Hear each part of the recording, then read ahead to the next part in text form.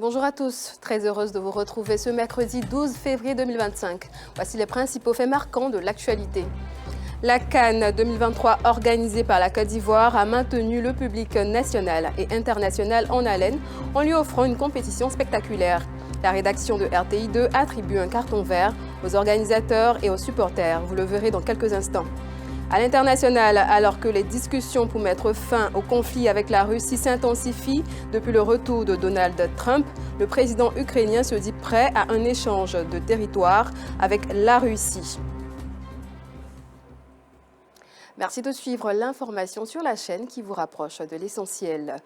Cela fait 1 an que les éléphants ont remporté la Coupe d'Afrique des Nations. Cette compétition a réuni 24 nations et attiré de nombreux spectateurs venus de divers horizons. De la cérémonie d'ouverture aux différents matchs jusqu'à la finale, la Côte d'Ivoire a relevé le défi. La CAN 2023, une organisation réussie, c'est le carton vert de cette semaine proposé par Georgette Ido-Fofana. 11 février 2024, 11 février 2025, déjà 1 an, jour pour jour, que la Côte d'Ivoire montait sur le toit de l'Afrique, remportant de haute lutte la 34e édition de la Coupe d'Afrique des Nations 2023, la CAN de l'hospitalité, synonyme d'une 3e étoile de son histoire. Une compétition qui s'est disputée dans 5 grandes villes, Abidjan, Yamoussoukro, Bouaké, San Pedro et Korogo.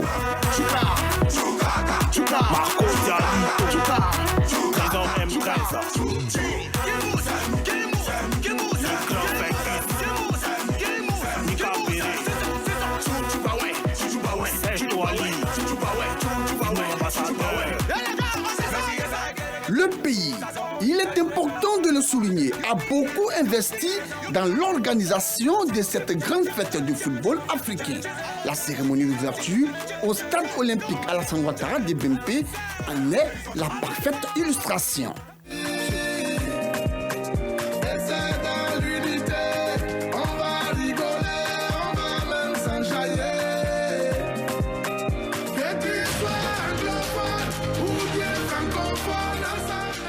Que c'est beau, que c'est formidable, que c'est fantastique, féerique, magnifique et mirifique, que c'est merveilleux. Ça se passe de commentaires. Appréciez.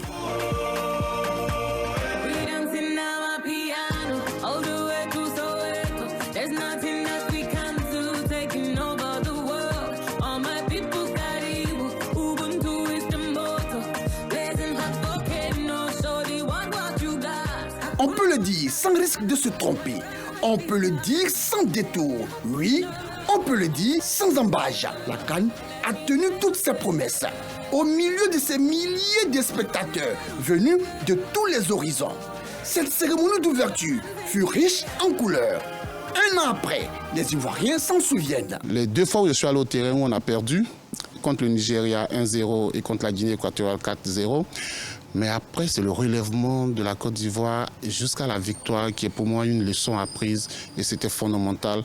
Et ça a permis de voir que les Ivoiriens sont capables de travailler ensemble en vue d'atteindre un objectif commun global. C'était vraiment magnifique pour moi. La Côte d'Ivoire a relevé le défi en termes d'hospitalité, en termes de gestion des personnes, en termes de gestion des matchs, les équipes, l'ambiance.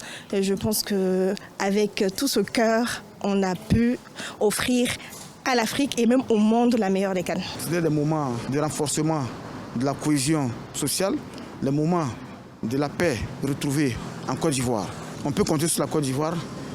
Tous ceux qui ont vu la ferveur, la détermination des Ivoiriens autour de cette CAN, je crois que, pour ne pas exagérer, nous sommes aptes aujourd'hui à pouvoir organiser la Coupe du Monde chez nous. Bien sûr, c'est possible d'organiser une CAN en terre ivoirienne. Eh bien, vous avez raison. D'ailleurs, la Côte d'Ivoire l'organise pour la 2e fois après 1984. Et le pays a été à la hauteur de toutes les attentes. Ce fut la CAN de l'hospitalité, la CAN de l'accueil, la CAN de la renaissance, la CAN de la résurrection. En fait, la CAN, c'est chez nous. La CAN, c'est pour nous. Que ce soit sur l'aire du jeu, à domicile comme dans les fan zones, sans oublier les services, les marchés, les gares routières, entre autres.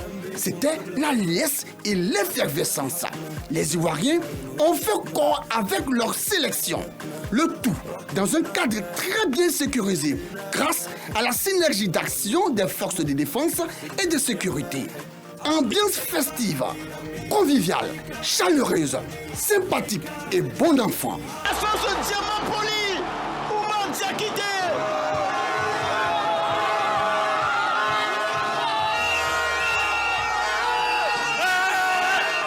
La canne de l'hospitalité, il y eut un dispositif impressionnant, bien orchestré, qui a sécurisé l'ensemble des stades avant, pendant et après les rencontres.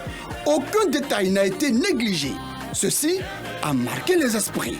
Je voulais dire vraiment merci au président de la République qui n'a pas lésigné sur les moyens pour nous apporter des pelouses dignes de ce nom, des stades dignes de ce nom, au nom international.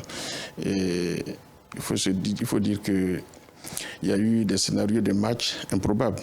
Les Ivoiriens se sont appropriés vraiment l'ensemble de la CAN. Et partout, les Ivoiriens se sont retrouvés, même avec les équipes de différents pays. On a vu vraiment une ferveur autour de ces équipes-là. Et l'hospitalité ivoirienne vraiment a été affirmée. Et ça m'a fait beaucoup plaisir. Une cérémonie d'ouverture qui a innové même les palmarès des autres et qu'on n'avait jamais vu. Ça, c'était du nouveau, avec des artistes, c'était mélancolique et ensuite ça parlait d'un thème et vraiment c'était super. Ce qui m'a beaucoup marqué, c'était l'engouement national. Toute la Côte d'Ivoire était réunie comme une seule personne. Il n'y avait pas de distinction. Tout le monde formait un bloc. Et ça m'a marqué. C'était longtemps, on n'a pas connu ça de la Côte d'Ivoire. 24 nations ont foulé le sol ivoirien sous l'implication des bénévoles recrutés pour la circonstance. Des bénévoles qui ont, à travers leurs attitudes, démontré l'hospitalité à l'ivoirienne. Si la Coupe d'Afrique des Nations fut baptisée la CAN de toutes les réussites, l'on le doit au COCAN, comité d'organisation de la CAN, qui a joué un rôle important. Le COCAN, piloté par le ministre François Amicha, a fourni beaucoup d'efforts et de sacrifices, se privant parfois de sommeil. Ça nous a pris au moins 3 ans. Depuis 2017 jusqu'à 2021, il y avait une première phase qui avait lieu. Mais la phase décisive a commencé à partir de 2021. Il y avait des chefs de projet que nous avions recrutés, les chargés de mission, les assistants chefs de projet, et puis aussi il y a tous ces volontaires à qui on a fait appel. Et nous avons fait un benchmarking dans d'autres compétitions. Nous sommes à la Coupe du Monde au Qatar. Nous avons participé à la Coupe d'Afrique des Nations, l'édition du Cameroun. Nous avons mis cette expérience-là au service du COCAN. Super! Bravo! Pari réussi! Fruit d'un travail méticuleux. Vous l'avez fait. Vous avez cru et vous avez relevé ce grand défi pour le grand bonheur de la population. L'enjeu qui était lié à organiser la plus belle des CAN, il y a du monde qui arrive. Comment faire pour recevoir tout ce monde-là de façon harmonieuse? Comment faire pour que tout ce monde-là se sente chez lui quand ils franchissent les portes de nos frontières? Et ça, c'est ce que nous avions comme défi à relever. Et on l'a fait avec le concours des Ivoiriens.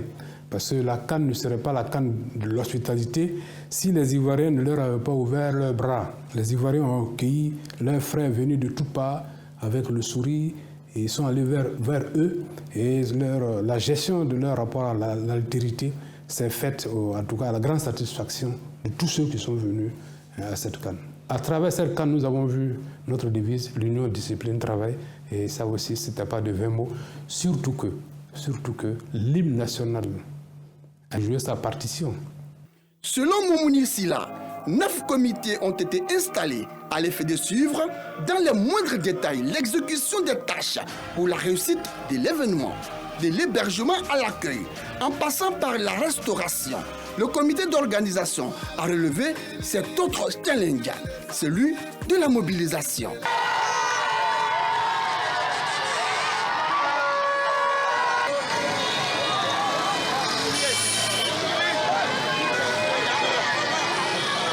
La restauration, une étape assez importante dans l'organisation de cette compétition.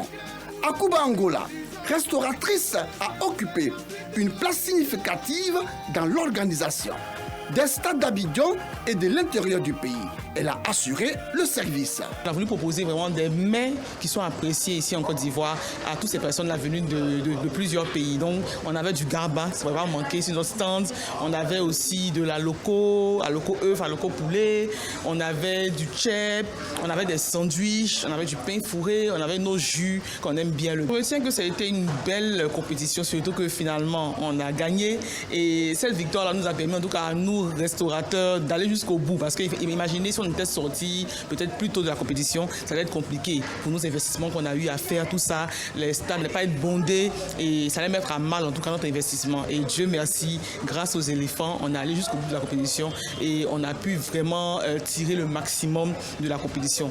Le succès de toute cette organisation repose sous le leadership du président de la République, Alassane Ouattara, qui a créé de nouvelles infrastructures routières. La voie de contournement d'Abidjan, la Y4, le tunnel d'Abobo et l'autoroute de Yopougon réhabilitées pour servir les usagers. Toutes ces routes en vue de faciliter la fluidité de la circulation vers les stades. Cette organisation réussie a aussi contribué à la victoire des éléphants. Et nous sommes fiers de la Côte d'Ivoire, fiers du président de la République, Alassane Ouattara, fiers de son gouvernement, fiers des supporters, fiers des éléphants. Vu la qualité de l'événement, vu la création et la réhabilitation des stades et routes, un joli, un mignon, un charmant, un beau carton vert est attribué au premier des Ivoiriens, le chef de l'État, Alassane Ouattara, pour tous ses moyens déployés. Carton vert également au ministre des Sports et au COCAN pour avoir assuré l'organisation. Carton vert aux supporters ivoiriens pour leur patriotisme durant la compétition. Écoutez, quand c'est bon, quand c'est sublime, quand c'est bien fait, il faut l'apprécier. En tout cas, bravo. Bravo et encore bravo au président de la République, Alassane Ouattara.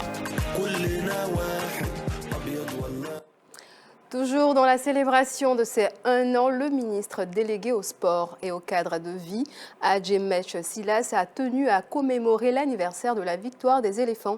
C'était lors d'une cérémonie qui s'est tenue hier mardi 11 février 2025 au Plateau. Un autre événement, à présent celui du record Guinness. Pendant 5 jours intensifs de dur labeur, Mylène Hamon a réalisé 134 portraits de personnalités ivoiriennes en 120 heures. C'était du 5 au 10 février 2025 au stade de la BAE dans la commune de Yopougon. Abdoulaziz Daramé et Théodore Zouzou étaient sur place.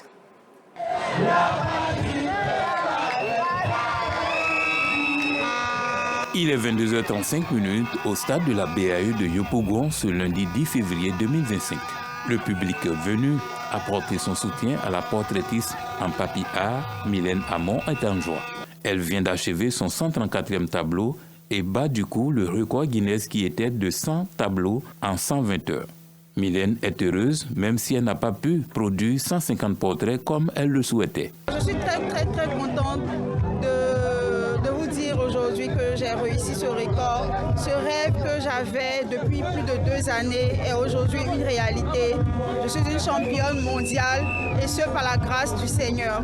Je n'ai vraiment pas de mots, à part une reconnaissance à Dieu. C'est celui-là même qui m'a permis de tenir en éveil pendant 5 jours. Cette performance de 134 œuvres de personnalités influentes n'a laissé personne indifférent.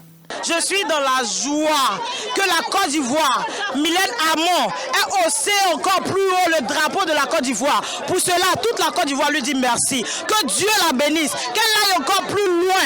On veut encore remporter d'autres records. Il faut être patriote. C'est dans ce genre de moment qu'on voit qu'on a cet amour pour notre pays, pour notre patrie et pour tous les fils et toutes les filles qui font bouger ce pays à leur manière. Mylène Hamon, elle est en train de battre un record aussi magnifique. Hein.